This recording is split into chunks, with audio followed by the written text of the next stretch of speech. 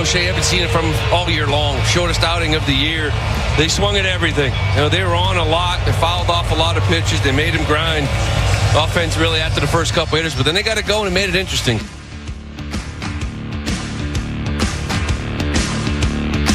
Welcome to the August 12th edition of the Baseball Hour. No, this isn't the stoic Tony Maz. It's not the beautiful Matt McCarthy, who I love very much. It's not even the Friday baseball circle jerk that Michael Felger likes to bring up all the time. It's just the nerd. It's me, Tyler. Behind the glass, we have Jay Stu, Kevin Majori here along for the ride today. What you just heard off the top, that's last night's final call from the Red Sox-Astros game. Red Sox end up dropping that game by just one. Garrett Crochet has his worst start in a Red Sox uniform. Before we get too deep into that, and I think there's a lot of panic going on right now about the state of the Red Sox rotation kind of as a whole. You've lost 3 in a row for the first time since that 6-game losing streak you had right after the Rafael Devers trade. I know people have kind of blocked that out of their mind recently. It's almost like the Nomar situation back in 2004. Many people think right after the trade, everything just all of a sudden changed for them. No, there was that little scary period for the Red Sox right afterwards, and I think we're kind of hitting a bit of another one with the rotation stability. Lucas Giolito, Brian Bayo not coming off their best outings, and when your stopper, Garrett Crochet, isn't the stopper, people start to pump the brakes a little bit, and I think that's a little justified, and it's something I think I've been speaking on quite a bit over the last few months, a concern that I had. But before we get too deep into any of that, we have Ian Cundall from SoxProspects.com. I think he's one of the most underrated and underappreciated voices in this market. He's the director of scouting over there. And I think a lot of this pitching conversation is going to relate to what's going on at AAA right now as well. I know a lot of people, when the Red Sox are in a pennant race, want to take a step back from the prospect talk and all that different stuff. It's really important this time around because when you look at what happened with the Red Sox in the trade deadline, sort of the inability for them to get the pitching upgrades they were hoping for. Craig Breslow, who looked like he saw his entire family fall off a cliff right after that 4 p.m. deadline. It's pretty clear, or excuse me, 6 p.m. deadline. It's pretty clear that they didn't get the upgrades they were really hoping for. And I think right now the likes of Payton Tolley, David Sandlin, not really a Connolly early, but some of those more intriguing arms down in AAA might be their remedy and a reason why Craig Breslow wasn't as aggressive as he should have been. And I'm not saying that's an excuse or something you should cling to in this case, but it is just the reality of what the Red Sox are going to need to do if they want to make the postseason. But as we heard off top, Lou Merloni touching on everything that kind of went wrong for Garrett Crochet. His first time not going 5 innings in any start. 4 innings, 7 hits, 5 earned, 5 Ks, 1 walk, 1 home run, 86 pitches total, 61 strikes, so he was still filling up the zone. And what I saw in this start, and I think a lot of people kind of wanted to freak out about, was this was the first start for Crochet after he hit his innings limit from a year ago. It was 146 innings last year as the White Sox kind of teetered him down quite a bit. They were really easy with him because they knew what was going on, whether it was a trade at the deadline or afterwards. Protecting a guy who had serious injury concerns dating back to his days at Tennessee was a top priority for them. Well, now you're in uncharted territory. What does that look like? Because Garrett Crochet has been the guy who stepped in again and again when this Red Sox team needed someone to kind of fix them from flailing. And that's because of the likes of a Walker Buehler. Going forward, it's going to be because of a Dustin May and some of these other arms. But you see how quickly a 5-game losing streak can kind of happen because you don't have that certainty in that number 4 and number 5 spot. And Lucas Giolito and Brian Bayo, who have pitched great, what they did from June to July, I think there's a lot to be excited about. But I think there's, your own concerns that you can kind of get into. And I'm going to jump into those a little bit later in this segment. But before anything else, Garrett Crochet last night, what went wrong? How did it all fall apart? First and second inning, he looked as smooth as Garrett Crochet has at any point this year. 12 pitches in the first inning, 17 in the second. But after that, everything kind of went off the rails a little bit. And the first thing I noticed, and the broadcast was talking about it a lot, he wasn't leaning on the 4-seamer like he traditionally has. And we've all seen that 4-seamer this year. It is pounding the zone. It is sitting 97, 98. Last night, if you were worried that he's hitting some kind of a wall, and this was the first sign of that, his velocity was up. 0.7 miles per hour up on that fastball. So he was throwing harder than ever. There were no whiffs on the pitch, was a little bit concerning.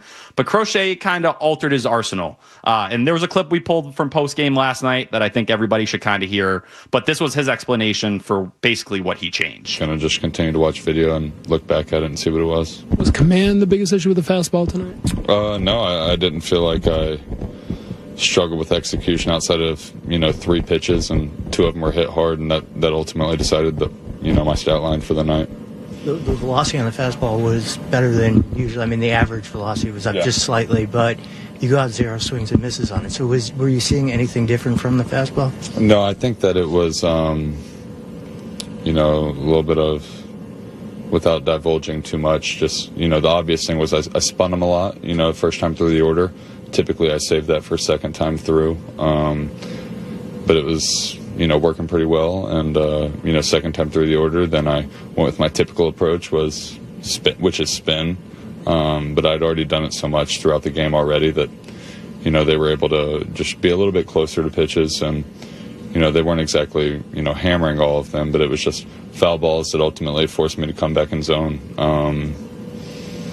I felt like as a whole, though, even the spin, the 4 seams in general, I was executing well. It was just, I kind of pegged this lineup for a team that I didn't have to use the 4 seam to, just knowing their aggression. But then after I got to 2 strikes, it was just continued battle from their side.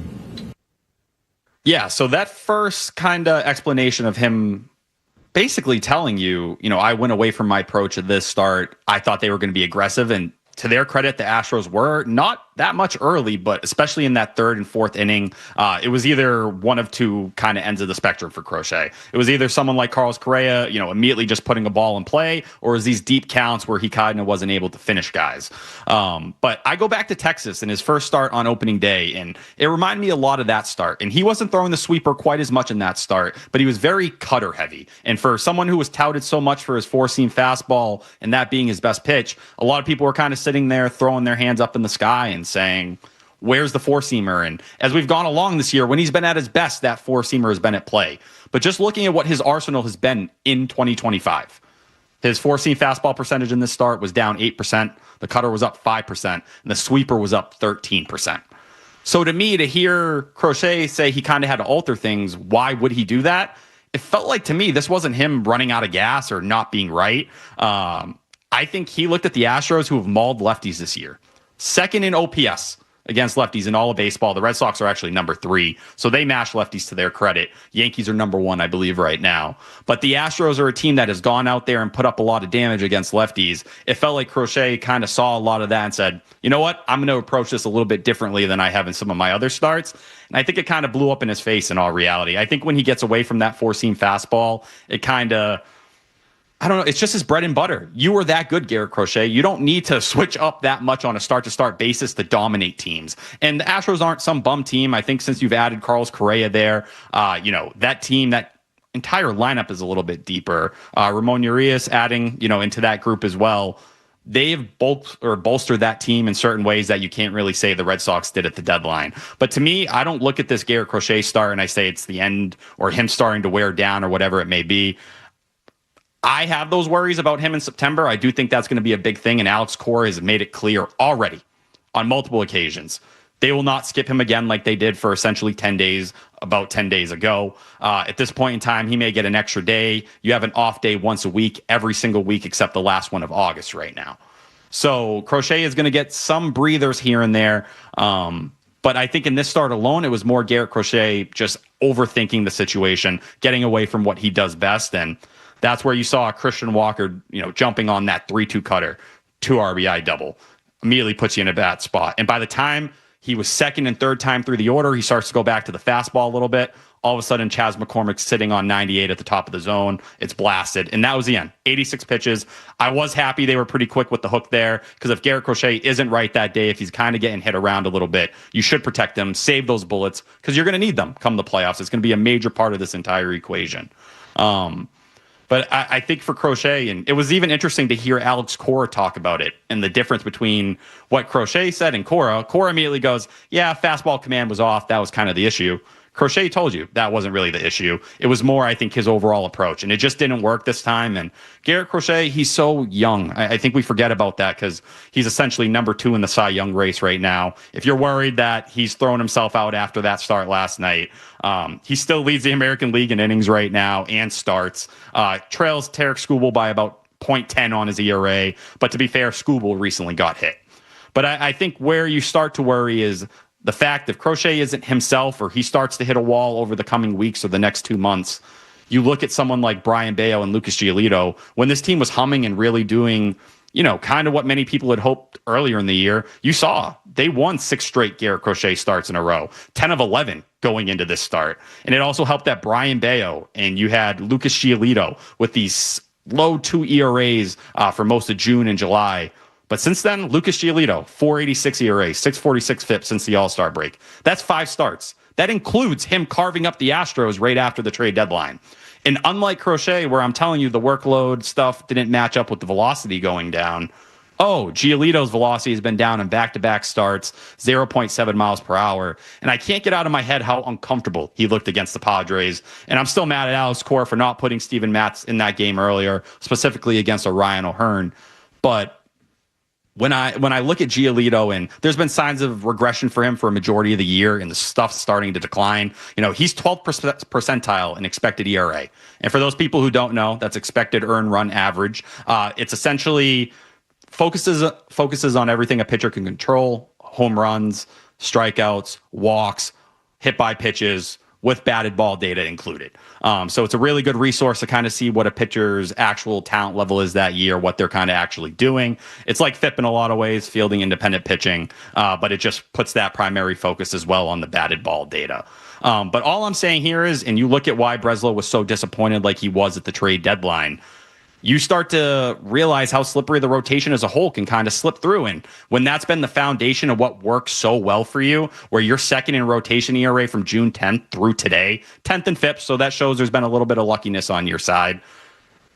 That's very scary because you do not have the proper reinforcements coming to build that rotation up. And if Bayo starts to regress a bit, looking like a number 3 starter and maybe not a number 2, Giolito, I think, has always been more towards a 4, and you skipped out on maybe dealing for a Merrill Kelly because you didn't want to trade a Connolly early or a David Sandlin, guys who are right in that top 10, the back end of your farm system. It becomes concerning. And I think it shows you how much is riding on Crochet right now, because these kind of losing streaks could become very regular if the rotation isn't able to stabilize and kind of find themselves. And I think Bayo is going to be able to hold water and continue to do his thing. But Giolito's showing these signs post All-Star break of wear. And for a guy who threw 120 innings in 2023, you go to 2024, he didn't pitch at all, had elbow surgery, and you're expecting him right now to be an anchor for you down the stretch. That feels like a lot. Expecting Garrett Crochet in his first full season without any workload being monitored to carry you there, that's a lot, right? Brian Bayo, even someone who's never been to the postseason, someone who thrives at times with emotion, but I've also seen him kind of have the moment swallow him up a little bit. That's a lot to ask out of this current group, and that's before getting to Walker Buehler, who, credit to him, had a nice start in San Diego. Spare me on the post-game comments. I don't need to hear how you get up for playoff teams in the NL, whether it's the Phillies or the Padres. Good for you. Do it against other teams, please, before you start flexing and saying you don't know why you feel something different. Find something to feel different when you need to for this Red Sox team instead of an ERA above 5. Dustin May will get a better look tonight. He, last start made a pretty big adjustment, took his cutter, which he was throwing 7% of the time, became his most used pitch for someone who's been leaning on the sweeper very heavily this year. But there's just not a lot in terms of that rotation that feels super dependable, that has been there and done that. And I know Merrill Kelly's had one good start, one bad start. Charlie Morton, one good start, one bad start. I'm not going to cry about the return that you had to give for Dustin May. But to not have that kind of dependability there, it worries me. And I think you saw with that Crochet start how quickly things can kind of tumble for this team if the rotation isn't able to take a step forward in certain departments. But the one way where the rotation has a chance to take a step forward is some of those guys down in AAA right now. And we're going to dive into those in a couple minutes right here. We're going to take a short break. 617-779-0985 if you want to hop on the lines. We have Ian Cundall of Sox Prospects hopping in and joining us right now. We'll be back in just a couple minutes, but we'll dive into there and let you know the Red Sox have enough bullets in the tank to make a playoff run.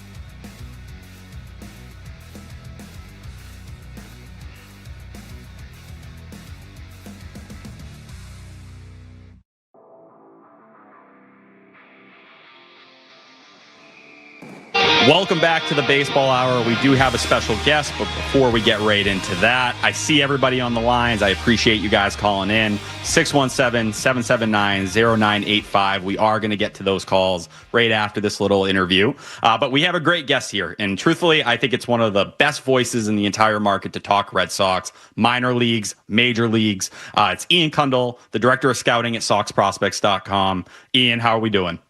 I'm doing good, Tyler. Thanks for having me on. It's always fun to talk shop with you. Oh, it's always a blast. And Ian, I've told you before how much your podcast has meant to me, what it's meant to kind of my entire Red Sox fandom. So I remember, I always talk about it, getting fired from Jordan's Furniture. I've told the story a million times. Craig Campbell gets dealt here.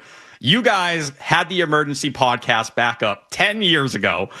So after I got fired from Jordan's Furniture and I was sitting at home and I was all upset, I went and got Five Guys, and on the way to get Five Guys, I was listening to your guys' breakdown of it, and it cheered me up and made me feel like I wasn't a loser at the time. So I owe you guys a lot. I always appreciate you. And I tell you, if you haven't listened to the Sox Prospects podcast, please take your time because they give a very fair and leveled breakdown of the organization all the way down from the DSL to the big leagues. And they're research, everything they do for the prospect rankings within themselves. Baseball America, it's great. MLB Pipeline, they do an awesome job. Sox Prospects has the down to the very little details, the best information you can possibly get. So please check out their Patreon, check out their website, give them the attention they deserve. But Ian, I was kind of talking last segment a lot about how I think AAA right now is such a major focus, and not only because there's a wave of pitching you really probably haven't seen since about that 2014, 2015 era when it was the likes of Henry Owens and Brian Johnson, Matt Barnes, Anthony Renato, Brandon Workman, all these arms. Right now for the Red Sox, and because of the way Craig Breslow handled his trade deadline, they chose, whether it's just tunnel vision, whether partially they didn't want to give up other arms for rentals, to lean on a lot of these younger guys down in AAA and hope that they can make a significant impact. And I think the biggest name everyone's kind of getting excited about is Payton Tolley, who's currently the #1 ranked prospect on your guys' rankings, made his AAA debut, went 5 innings, 7 hits, 6 runs, 5 earned, 2 homers in that first, 3 Ks and 1 walk. The line was a bit deceiving, but can you tell the people why, Ian? Yeah, so it was one of those starts where you could tell, I think there were little nerves at first, and it didn't help that what the Blue Jays, they were playing Buffalo. Their lineup is actually one of the better AAA lineups you're going to see.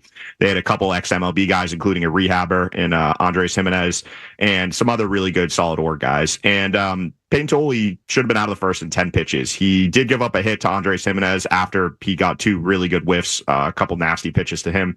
And then he got a routine double play ball, and Mikey Romero unfortunately booted it, and the inning spiraled from there. And I think it's a good learning experience for him because, honestly, he's not faced adversity like that all year. He's dominated every level he's been at.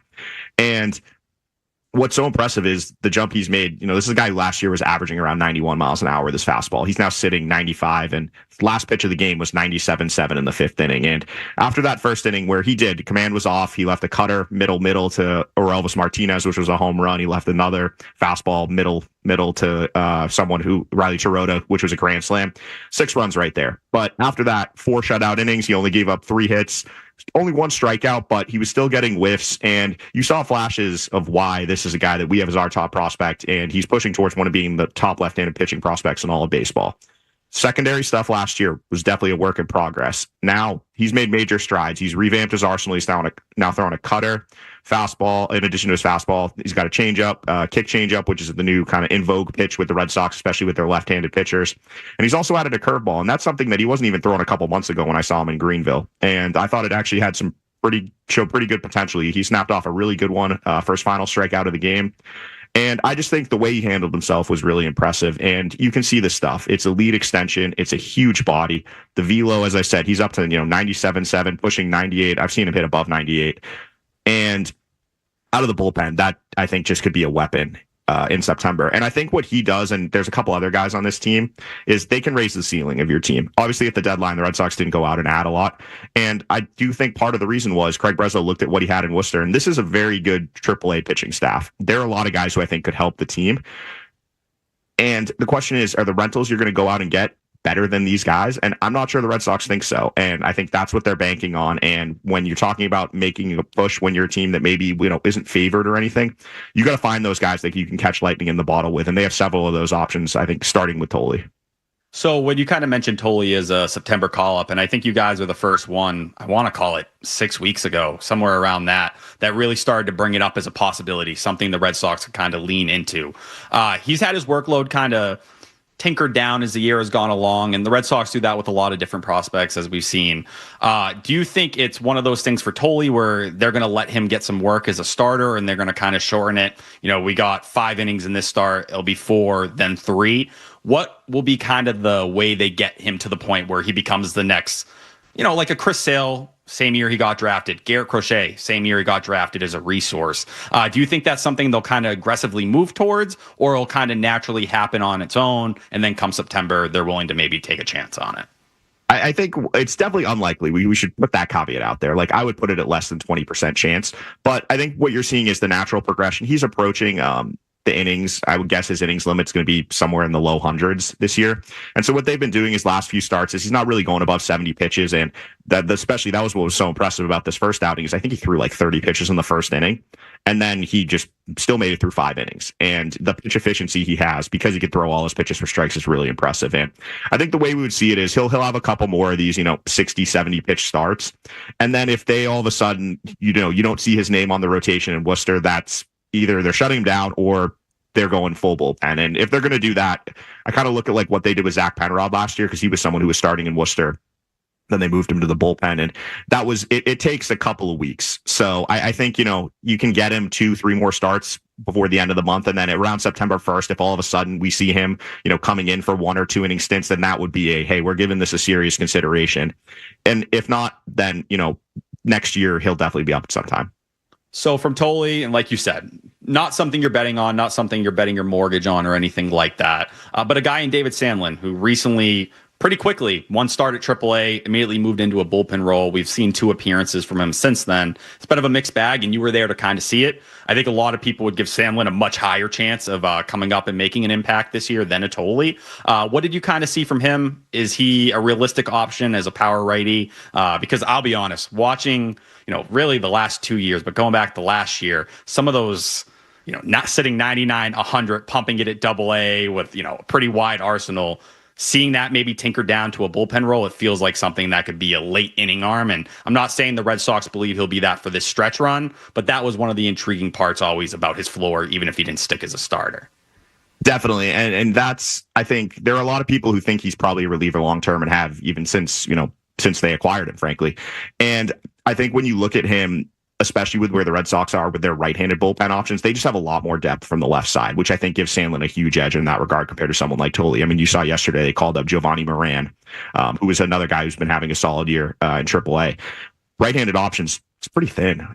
They just DFA'd Nick Burdi. You put Zach Kelly down there on the 40-man. Other than that, there's Slayton doesn't have another thing pop up, and that's a guy who's now had 2 60-day IL stints back-to-back years. Exactly. So Slayton's coming back, but I mean, you still got right now they got Isaiah Campbell in there, who I don't like.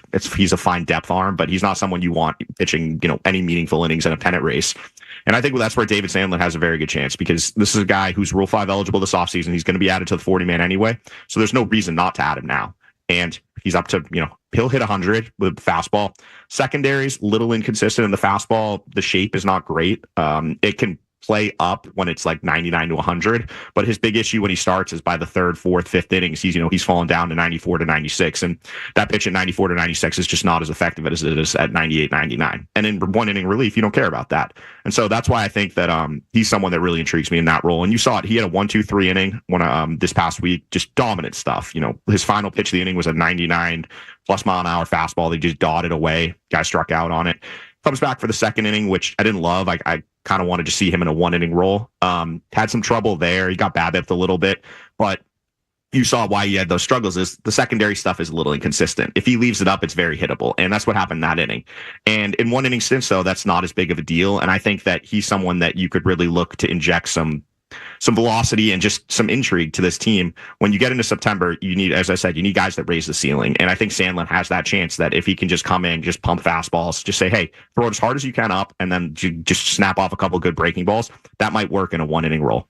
Yeah, it reminds you what you saw from the Padres, right? In this most recent series where you have guys, everybody, their 7th, 8th reliever is throwing 98 to 100. When your 7th, 8th reliever in your bullpen's Isaiah Campbell, that's where you notice the talent gap and kind of some of those like deficiencies out there. But from those two guys, Alex Spear had a report in the last couple days that Luis Parales hasn't been ruled out as an option. I feel like I'd give him an even lesser chance than Payton Tolley to make an impact, considering he's returning from Tommy John, working towards bullpens and everything right now. But a lot of people forget he broke into the top 70 on Baseball America's top 100 last year. Stock was really high before his elbow did blow out under this new pitching infrastructure.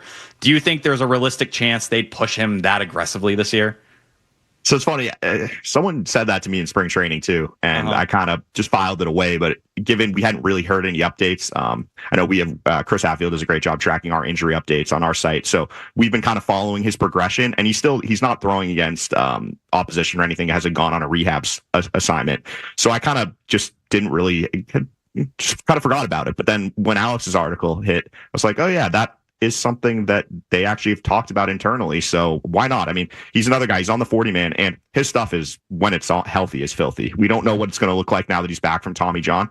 But if the fact that they're talking about that at all to Alex is encouraging to me, because that says that his stuff is definitely trending back towards what we saw before. And with that stuff, I mean, he's better stuff than David Sandlin. You know, it's a high 90s fastball with excellent shape and multiple bat missing secondaries.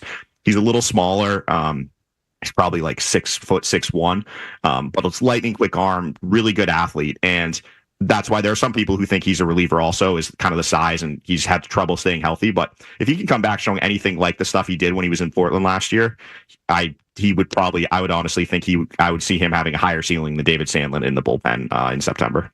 Yeah, because then you're looking at a point, and there's been more reinforcements to the pitching depth in the organization with Kyson Witherspoon and Phillips in the second round and some of these different additions. But Luis Parales is the kind of talent already ranked above them. You get him looking healthy again, it's going to be him and Tolley kind of standing at the top there. And considering where you've been, call it the last 15 years or so in development, and with this new pitching infrastructure, that feels like something to really bank on, and kind of the new feel of the Red Sox system where we've talked so much about position players the last 10 years beyond that and how great they are at developing them. Do you worry there's a bit of a balance issue starting to develop here? Because we know what Craig Breslow's hunting. We knew he wanted to fix the pitching pipeline. But all of a sudden, we're talking arms so often, almost to the point where it's not a logjam. You can't have too much pitching, especially in today's game. But do you worry that maybe some of the positional player focus has been lacking at least the last two draft classes? Well, I think it just doesn't help that basically all of their major trades have involved position players, and that's really, you really see the talent trade. Because they have, you look, last year they took a position player in the first round. The problem is he never played a game for them because he was part of the Garrett Crochet trade, which that's a trade you make 10 times out of 10. And I think the one concern I have is that when you look at the deadline, what headlined the Mason Miller trade? Position player prospect. That's what teams want certainty when you're doing those big trades. And it's just with pitcher injuries, it's an all-time high, especially with guys who you're trying to max out velo, you're trying to throw, the highest spin breaking ball.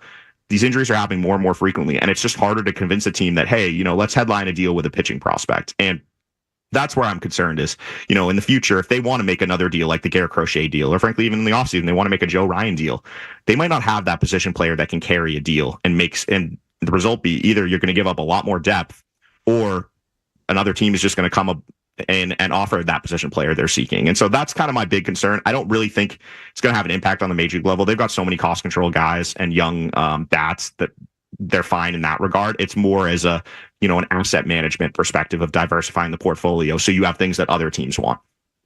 And that kind of leads me, when you're talking about some of these positional players and whether they can make that Joe Ryan trade or whatever it ends up being over the offseason.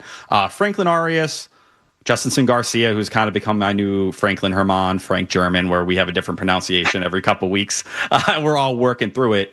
Do you believe, and Rob Bradford had the report saying that 2 out of 3 of those were on the table as they kind of put together any package for Joe Ryan at that time. It seems like the consensus is that the Red Sox maybe like those guys more than other people on the outside. Do you think that's a fair kind of view of how Craig Breslow's handled them and looks at them? And on Garcia's front, is he a real option at first base down the stretch, despite just taking grounders there the last 10 days or so? Well, I think what's tricky is, when you have a team like the Red Sox that's so model focused, if your model differentiates from the team you're acquiring, you're going to have different valuations with guys. And that is inherent. I mean, I'll talk to scouts, and one scout will tell me that they like this guy as an everyday player, and another one will be like, I think he's an up and down guy. So there's definitely going to be difference. I think it's a very org to org thing. And it's hard to say without knowing how the Twins viewed those players. They might be one of the high people on Franklin Aris and think he's a top 30 guy. They might be closer to where I am, where he's a back end of the top 100 guy. So it's just hard to say. Top 10. I mean, he's pushing up in a lot of lists, which is interesting because he's really struggled the last couple of months. Pipeline, I think, had him at 22, yeah, at 28. So yeah, he hasn't really hit since like June. So it's interesting. But with Justinson Garcia, I'm going to be really interested to see what he does if they actually do play him at first base. I saw him getting some work in there before the games, and he seems to be out there every day, and they seem to be taking it very seriously. He had Chad Tracy, who's the manager of the Woo Sox, was standing right next to him, giving him direction. They had Iggy Suarez hitting ground balls to him consistently through the majority of batting practice. And he's the guy that I'm really honing in on in AAA because he's on the 40-man, and there's legit impact in his bat. This guy crushes lefties. It's high-end power, big exit velocities. The question is the hit tool. But as a bench player in September, like this is a guy I could see coming in and, having a moment where he's facing a lefty. They pinch hit him for Yoshida and he hits a home run or gets a double that, in a big spot. And I wonder if he can show anything at first base. Do they take that gamble? Because Abraham Toro, I know he homered last night, but he's really struggled for the last couple of months. They didn't address it at the deadline. They seemingly weren't that interested in addressing it at the deadline.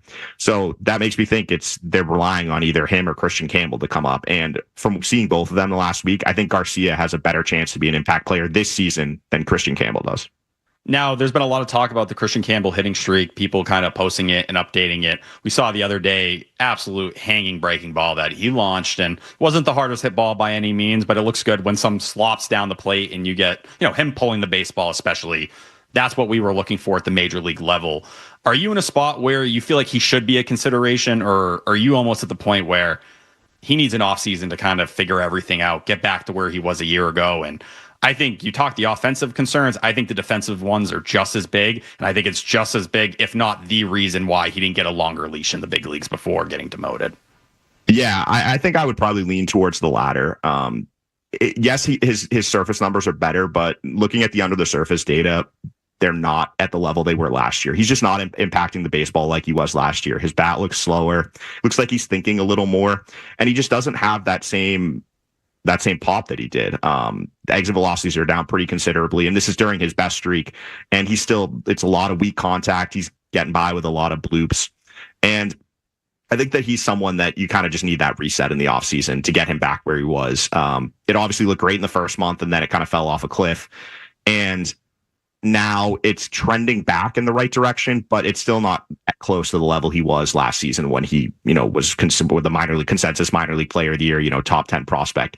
It's just not at that same level right now. And I think that he needs more time in AAA. And I think the defense too is a big thing. I saw him at both second and first base last week. He had a pretty bad error at second base, and he just doesn't look very comfortable still there. And this has been a thing over the shoulder he caught with the ball popping out on the transfer was one of the craziest, weird looking video game plays. You do the jump throw to second base. I'm like, that feels like Christian Campbell, though, where you see the athleticism and it excites you, but the feel and the kind of fundamental stuff is always just a little bit lacking on the defensive side. Yeah, I mean, I will say, I'll give him credit. At first base, he's looked better than I expected, considering he hadn't played the position before, but it's still pretty rough. He's just not the most natural fielder. And I mean, I talked to some scouts who think he probably ends up in the outfield. Obviously not. That's kind of hard here given how many outfielders they have. But I think they just need to pick a lane. It needs to be, he needs to play first base for the rest of the year or second base, and then you can reevaluate in the offseason. But I just like to see have him focus on one position, because I just worry that sometimes he's got so much going on, having to play multiple positions, plus with his struggles at the plate. That's just a lot to have to take in when you're a young player with so much pressure and expectations on them. And I think that just simplifying things for him would be the best thing for him for the remainder of the season. Two more questions before I let you go. Kyle Harrison, who everybody has their eyes on. As you see, Rafael Devers, he's been going off in the month of August. He's playing a pretty decent first base, even though the replays you see on Twitter are hideous.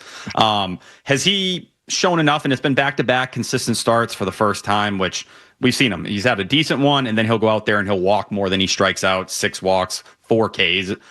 Have you seen enough from him to justify maybe replacing a Walker Buehler? There was that very ominous tweet Chris Cotillo put out right before Buehler's last start where he went and shoved that, he could be on a very short leash. Dustin May, we know, is a work in progress. Do you think Harrison's there, or did they prioritize his development more for 2026, 27, 28 with this newer arsenal? I think it's the latter. His secondary stuff is still a major work in progress. The fastball is good. I was at his most recent outing. Fastball had 9 whiffs or 29% whiff rate, which would have ranked 4th among MLB starting pitchers just from that one outing. So, I mean, you can see he can miss bats with the fastball. The problem was he threw 99 pitches in 5 innings, and that was because he couldn't put hitters away. And when you can't command your fastball and your secondaries are inconsistent, that was the case in this outing. It's just, you have a lot of 8-9 pitch at bats. And I think given the Red Sox bullpen, the last thing they need is a guy who you have to wonder if he's going to give you 5 innings. I think maybe if they wanted to use him as like a piggyback guy, have maybe him and Dustin May, each go 3 innings. That would be maybe interesting to me, because first time through the order, he could get by throwing mostly fastballs. It wouldn't be the end of the world. But as a true starter, I just don't think he could give them the length that someone like Walker Buehler does. And it's why I'd be hesitant to call him up in that role right now. He's still just basically relearning his secondary pitches. He's added a cutter. The changeup is completely different than the one he was throwing. It's now it's a kick change, kind of like what I mentioned with Tolley. And the breaking ball is still, they're kind of tweaking things there too. So his secondary arsenal is just a complete revamp. And I think that's something that you need a full offseason before you can kind of judge him as a pitcher. Last but not least, as a Sox Prospect Pod veteran at this point in time, it'd be wrong if I didn't finish with this. Do you have a Noah Song update for me, Ian? He's in Double-A. He's throwing pretty well. It's funny. He's actually one of the few pitchers I still have not seen this year, so I'm gonna have to make a trip up there to see him soon. But the velo, it's trending up. I mean, he's up. He's averaging around 94 with his fastball now, which is definitely encouraging. The surface numbers pretty good. Actually, the undersurface numbers are pretty good now that I'm looking at the two. But I think it's just hard. He's already 28, and it's like a bulk profile at this point. Yeah, he's definitely a reliever, but he's going to be added to the list of the great what ifs. Obviously we all hope that he can make it up to the big leagues in some capacity, but this is a guy, when back in his Lowell days, one of the most electric arms I've seen. He was 98 to 99 miles an hour with multiple plus secondaries before he had to go serve in the military. And the fact that they got him in the 4th round when he showed that stuff was impressive. And it's unfortunate that he got caught in a paperwork game. All right. That's Ian Cundall, Director of Scouting at Sox Prospects. Thank you as always, man, for joining and kind of giving us a little just insight to what's going on down on the farm system, especially at this point in the year. Please, if you have not visited their website, go check it out. Go check out the Patreon. But Ian, it was a blast. When we come back, we'll get to your phone calls, 617-779-0985. We'll be back in a few.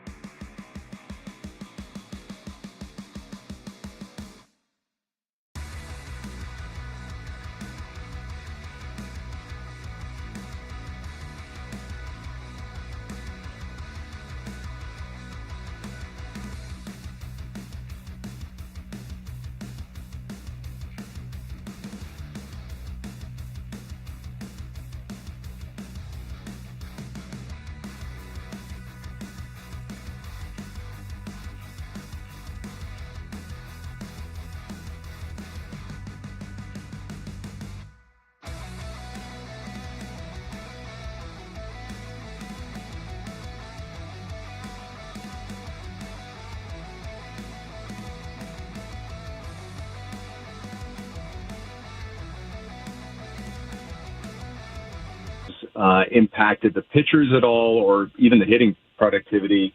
And because I worry about Connor Wong, when he's up with men on base, you just can't count on him. And then I heard they brought up a third catcher. So I'm just wondering what's going on with the catcher. Yeah, it's definitely a bit of a weird situation right now. Carlos Narvaez, who has been incredible, he's thrown out more base runners than anyone in baseball so far this year, been absolutely elite. And we've seen the game calling stuff really feel like it took a step forward. To Connor Wong's credit, so far, his defensive metrics have been better this year. Him and Bayo are kind of attached at the hip at this point, which if you watch the Red Sox doc is pretty surprising because it looked like Bayo could not stand when Connor Wong was behind the plate. But for now with Narvaez, I think the biggest thing about Ali Sanchez, and he was claimed from the Blue Jays this past Friday, is they're trying to monitor Narvaez's workload as much as they can, because we saw in the last month there were a couple moments in Philly where defensively he looked like he was a little sloppy, not the same attention to detail, and it's not overly surprising. He's already caught more games this year than he has any year in his professional career, and whether it's through Spear or Cotillo, it's been reported that the organization is concerned about how he's going to kind of make it through the next couple months. So it's a little awkward to rock with three catchers, and I'm curious to see how long they go with it, especially with, another 3 weeks until you get to adding another position player to make the entire roster work. But Connor Wong, Alex Cora has been talking him up quite a bit, smoked another ball late in last night's game, so there's been a bit of life there. I just think expecting a ton out of Carlos Narvaez at this point in time down the stretch. Defensively, giving him a breather to me, I would have thrown him on the IL for 2 weeks and just let him reset and catch his breath, because I think you can get by. That's part of what this team has done by playing better the last couple months. I think expecting him to catch his breath on the go while dealing with a knee injury, it's asking a lot for a rookie, and I think people forget that, and it's a sub 400 OPS over the last month. There was going to be regression with the bat. I never expected him to be, honestly, even league average, but he doesn't need to be. He can be a 90 OPS plus guy, 600 OPS and play great defense, and that's still one of the better catchers you're going to find out there. Let's take one more call before we wrap up. What do we got, Jay Stu? We got Sean here on the line. Go ahead, Sean. What's up, Sean? Hey, guys, you've been pretty thorough today, so, I guess I'll pivot to this. How important is Walker Buehler's start for him in terms of keeping his spot in the rotation tomorrow? Is he working in a sense where he's pitching for his job, or did he do enough last game to hold on to it for the next couple starts? Yeah, I think he's still pitching for it, because we've seen, him do it for a start, and he looked amazing in Philly, right? But I think about with Buehler, he's now working exclusively from the stretch. He's tinkered with his mechanics a few different times over the year. But Brian Bayo, when he made that move to the stretch, it paid dividends. It was at the end of May, and he's been hot since then through June and July. And like I said, I believe Bayo really is a true number 3 for this team right now. I think for Buehler, if he kind of regresses to what he has been, and, just saying like, I get up for these playoff games in the NL, if you can't do it against other clubs, especially a playoff team like the Astros, good luck. It's just not enough. But I think they look at some of their options in AAA, and that's where like Richard Fitz, Kyle Harrison, do you feel great about those guys? I think Cooper Criswell, who has a sub-4 ERA over the last 2 years starting, deserves a little more attention. But I don't think they're going to go to a Connolly early yet. And Tolley's workload concerns, I don't see him making any starts. But that's it for today's Baseball Hour. I'm sorry we couldn't get to more calls. I was yapping with Ian Cundall. I want to thank Maz, and I want to thank Jay Stu and Kevin for putting up with me today on the Baseball Hour. Sadly for them, they're going to have to do it again tomorrow. Tomorrow we'll have my Section 10 co-host, Jared Carabas from Underdog Fantasy, coming on. Just us two. It'll be like the old Name Redacted days if you ever listen to the pod from 2022 to 2024. We're going to hit on some of the Tarek Skubal comments about what the Red Sox may be doing in terms of getting signs from pitchers and different stuff like that. So hopefully we'll catch you then, and I'll see you.